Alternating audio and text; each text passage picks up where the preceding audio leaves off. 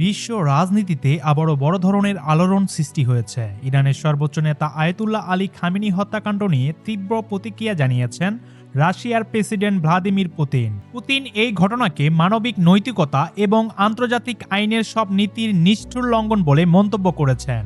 তিনি বলেন, একজন রাষ্ট্রনায়কের ওপর এ ধরনের হামলা শুধু একটি দেশের জন্য নয়, বরং পুরো বিশ্বের জন্য উদ্বেগজনক বার্তা বহন করে। শনিবার সকালে যুক্তরাষ্ট্র ও ইসরায়েলের হামলায় ইরানের বিভিন্ন স্থানে ক্ষেপণাস্ত্র আঘাত হানে।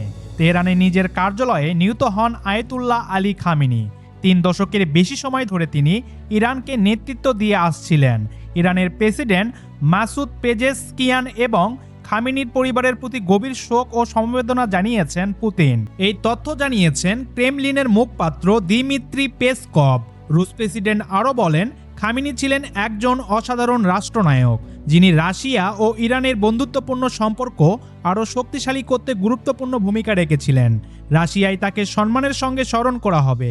এ ঘটনাকে ঘিরে আন্তর্জাতিক অঙ্গনে উত্তেজনা আরও বাড়তে পারে বলে বিশ্লেষকরা মনে করছেন। এখন সবার নজর পরবর্তী কূটনৈতিক ও সামরিক পদক্ষেপের দিকে।